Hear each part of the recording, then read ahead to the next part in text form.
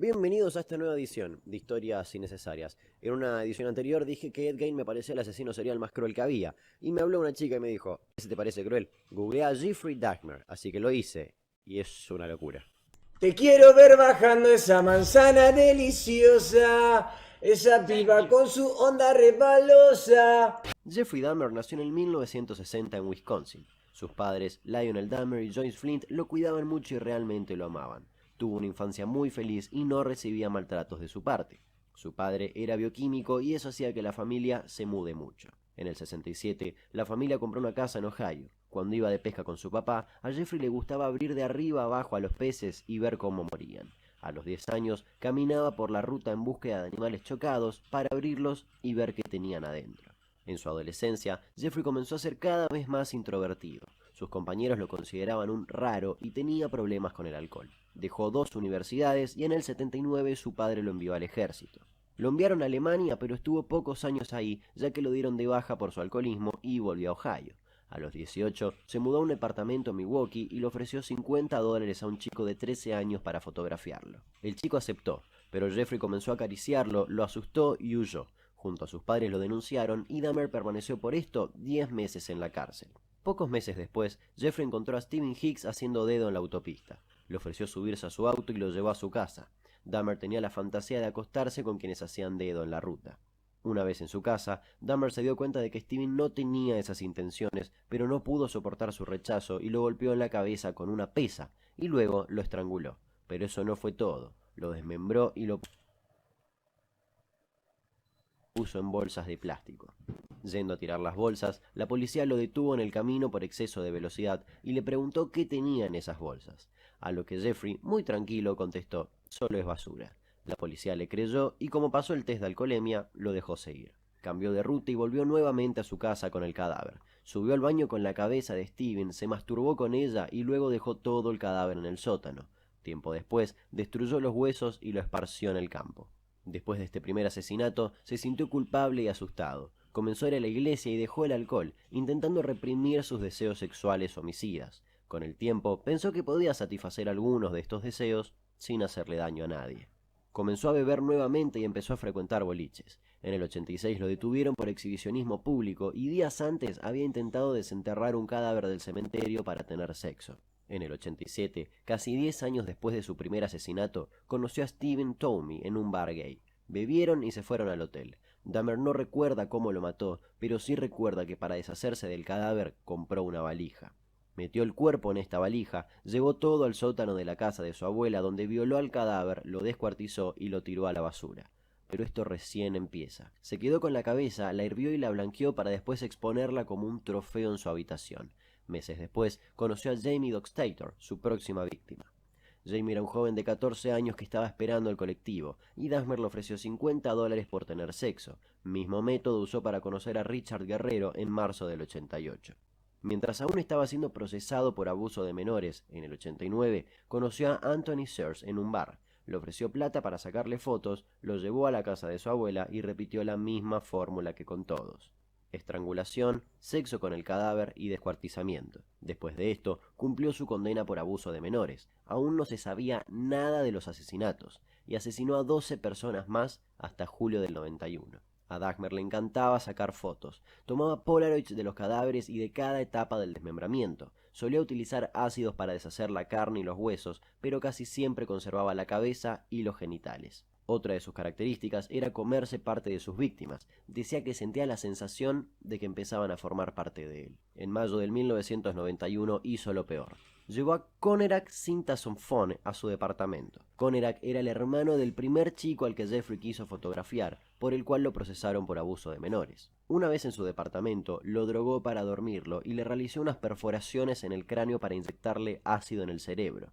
Dahmer quería tener el control de su víctima, convertirlo en una especie de zombie. Le gustaba que sus víctimas estén vivas pero inconscientes mientras tenían sexo, algo así como esclavos.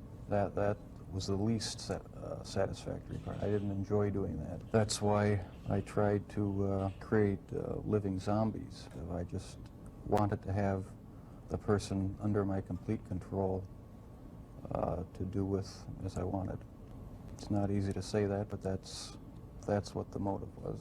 El joven logró escapar cuando Dahmer salió a comprar alcohol. Conerak corrió desnudo por las calles, aturdido por el ácido y desnudo. Jeffrey lo persiguió, pero la gente avisó a la policía y Dahmer se encontró con ellos y con una multitud de curiosos. Conerak no podía... Amigo, gracias por los subs. Igual no sé qué estoy viendo, no lo puedo creer. Gracias por los subs. Gracias Nachito CS2 por los subs.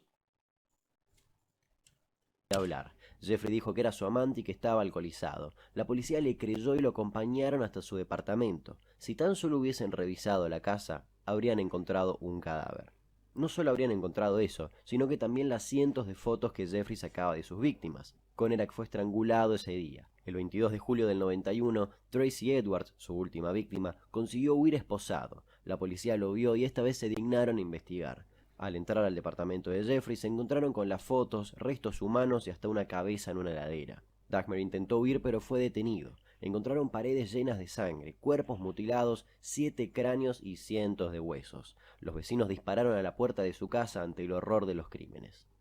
Los psiquiatras que lo atendieron dijeron que estaba enfermo, por lo que se declaró culpable con atenuante de enajenación mental, para ser condenado a una cárcel para enfermos mentales, pero finalmente el atenuante fue rechazado. El jurado lo declaró mentalmente sano, y por consecuencia fue sentenciado a 15 cadenas perpetuas. Ya en la cárcel fue entrevistado por varios peritos y coincidieron en que debía estar en un hospital psiquiátrico. Jeffrey admitió haber practicado canibalismo, admitió que se masturbaba frente a las partes de cuerpos que cortaba y que conservaba los cráneos de los que consideraba hermosos. Cuando ingresó a la cárcel, no tenía contacto con presos comunes por su propia seguridad, pero pidió a las autoridades tener más relación con otros presos, por lo que empezó a comer con ellos y a realizar algunas tareas de limpieza. En noviembre del 94, estaba limpiando junto a Christopher Scarver, un hombre afroamericano que sufría esquizofrenia, y con Giz Anderson, quien había asesinado a su esposa y culpado a un hombre negro. El tercero en esta junta rara era Jeffrey, que había sido acusado de tener motivos raciales en sus homicidios. La combinación de presos era peligrosa y terminó desatando una pelea en la que Dahmer y Anderson terminaron muy heridos. Jeffrey murió en camino al hospital y el segundo 2 días después. Scarver dijo que golpeó 2 veces a Dahmer en la cabeza con una pesa. Jeffrey jamás habló de su homosexualidad con sus padres. Públicamente, su padre dijo que no hubiese aceptado la sexualidad de su hijo, pero por su lado, Jeffrey dijo que, aunque lo hubiese hablado, nada hubiese cambiado. Había cosas pasando en su cabeza. Los médicos extrajeron el cerebro de Dahmer para estudiarlo, pero sus padres se pelearon por su posesión. Su madre quería venderlo a un hospital de investigación mental y su padre simplemente quería enterrarlo lejos de todo el mundo. La ciudad de Milwaukee destinó $400,000 para comprar y destruir todas las herramientas, fotografías y hasta la heladera de Jeffrey para evitar que se creara una colección o un fanatismo con ellos. Y así llegamos al cierre de esta temporada de historias innecesarias, pero no se preocupen que en julio vuelven con de todo. Y antes de irme, les dejo un regalito. Como esta temporada se centró casi en su totalidad en asesinos seriales, les dejo una grabación de Ted Bundy, uno de los primeros asesinos seriales que hubo el día de su confesión, como para que duerman en paz y tranquilos. Hasta luego, buenas noches, que descansen.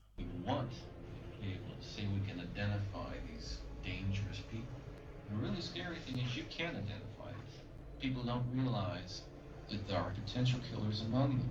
How could anyone live in a society where people they liked, loved, lived with, worked with, and admired, the next day turn out to be the most demonic people imaginable? Espero que les haya gustado esta nueva edición de Historias Innecesarias. Intentaré no hablar más sobre asesinatos al menos por un tiempito. Hasta luego. Che, basta de muerte, te lo pido por favor, boludo.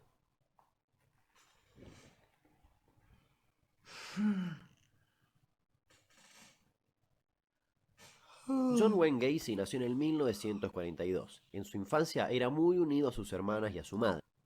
Gente, arrancó solo, ¿qué hago?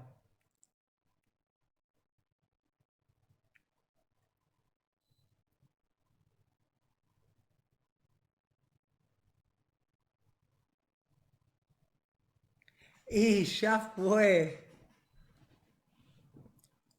Pero su padre era alcohólico y frecuentemente abusaba físicamente de toda la familia. A John, en particular, solía pegarle con un cinturón de cuero. Toda su infancia se la pasó intentando hacer que su padre se sienta orgulloso de él, pero todo lo que recibía de su parte eran humillaciones en público. A los 9 años, un amigo de la familia, abusó sexualmente de él. A los 11 se golpeó la frente y se le formó un coágulo de sangre en el cerebro que recién se descubrió a los 16, cuando empezó a sufrir desmayos. Fue a 4 colegios diferentes, pero abandonó todos y nunca se recibió.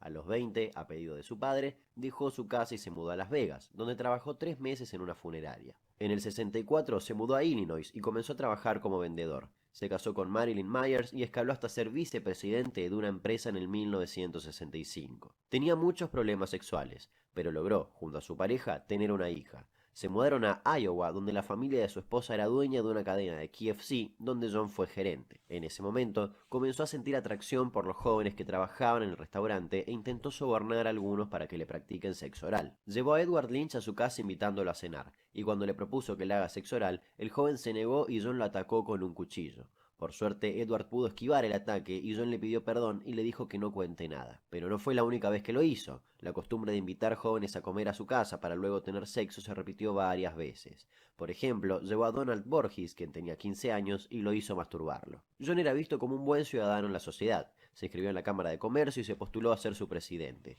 Pero uno de los miembros de la Junta era el padre de Donald Borges. Cuando este señor le preguntó a Donald qué pensaba de John Gacy, su hijo le contó las cosas que él le hizo hacer. Luego lo denunciaron a la policía y fue declarado persona no grata. La vida de John comenzó a derrumbarse rápidamente. Lo metieron preso y lo condenaron a 10 años por abuso de menores. Su esposa lo abandonó y sus suegros lo despidieron de la empresa. En poco tiempo se acostumbró a la vida en la cárcel. Se hizo cocinero y mejoró sus habilidades para sociabilizar, tanto que se convirtió en uno de los jefes de la prisión sin recurrir a ningún tipo de violencia. Tras 16 meses preso, falleció su padre. Aprovechó la ocasión y pidió la libertad provisional, que por su buen comportamiento le fue otorgada. John regresó a su casa y fundó una empresa de construcción. Le comenzó a ir bien. Compró una casa en la zona más segura de Chicago y comenzó a convivir con Carol Croft, una antigua compañera del colegio. Para todos, John era el hombre más bueno y caritativo que podía haber. Se inscribió en el comité local del Partido Demócrata y se convirtió en un miembro activo. Y para aumentar su popularidad, creó su propio personaje, el payaso Pogo. La imagen de Pogo era un poquito extraña. No era similar a los payasos de la época. Todos evitaban maquillarse en exceso y John hacía exactamente todo lo contrario. Pero era un gran payaso, se volvió famoso en hospitales y hacía servicios sociales en desfiles y fiestas infantiles. Regalaba globos, peluches y caramelos. Comenzó a organizar fiestas de disfraces en su propio patio donde iban hasta más de 300 personas. Pero todos comenzaban a quejarse de lo mismo. Había un olor horrible que salía de la casa de John. Además, Carol, la esposa de John, comenzó a encontrar revistas y videos pornográficos y juguetes sadomasoquistas en el mismo lugar donde John guardaba el disfraz de payaso. En diciembre del 78, un grupo de vecinos visitó a John para pedirle que haga algo con el olor espantoso que salía de su casa. John les dijo que él mismo se iba a encargar de limpiar las cañerías y que seguramente había un nido de ratas muertas. Ese mismo día, la madre de Robert Piest, un joven de 15 años, se preocupó porque hace 2 días que su hijo no llegaba a casa. Lo único que sabía era que había quedado en encontrarse con John Gacy, que le había ofrecido trabajo. La policía interrogó a John, que respondió todo con amabilidad. Negó conocer a Piest, pero la policía encontró sus antecedentes y en menos de 24 horas consiguieron una orden de allanamiento para la casa de John. En el sótano de su casa encontraron varios elementos de tortura, algunos incluso con sangre, por lo que lo arrestaron y lo mantuvieron en los calabozos de la comisaría. Al no encontrar evidencia en su contra, lo dejaron libre, pero le asignaron 2 policías para que lo vigilaran todo el tiempo. John intentó hacerse amigo de ellos para manipularlos, como estaba acostumbrado a hacer, pero ese fue su peor error. Una tarde invitó a los 2 policías a comer.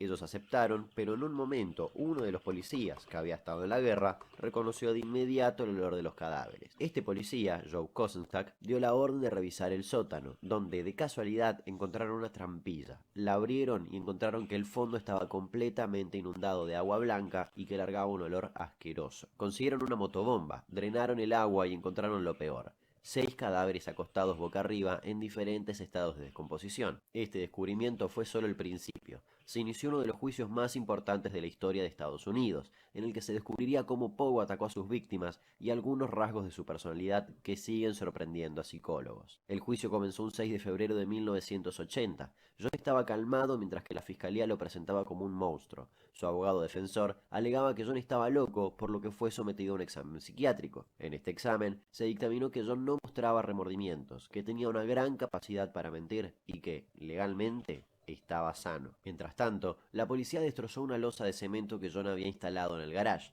Al sacarla, encontraron cuerpos de 3 jóvenes totalmente descompuestos. Sin embargo, lo más contundente fue cuando Jeff Rignall, un joven que fue secuestrado por Pogo en el 78, se presentó en el juzgado y contó las torturas de Pogo. John encontró a Jeff en la calle, le ofreció marihuana para subirlo a su auto, le cubrió la cara con un pañuelo con cloroformo y lo llevó al sótano de su casa, lo desnudó y lo encadenó a la pared. Gacy, con pinzas de metal, le arrancó trozos de piel mientras lo violaba. Debido a la cantidad de cloroformo que había aspirado, Jeff volvió a desmayarse. Cuando despertó, se encontró semidesnudo en el medio de la nieve en un parque. Fue a hacer la denuncia y lo único que recordaba era una pintura que su agresor le mostraba constantemente y que tenía la imagen de un payaso. John torturaba, violaba y tiraba los cuerpos de sus víctimas en un foso con cal y ácido para acelerar la descomposición, pero había saturado la fosa de cuerpos y no cumplió su objetivo. El 13 de marzo de 1980, John fue hallado culpable por el homicidio de 33 adolescentes. Lo condenaron a 12 penas de muerte y a 21 cadenas perpetuas, por si no quedaba claro. En la cárcel, Pogo vivía como una celebridad. Lo visitaban profesores y mujeres encantadísimas con su historia.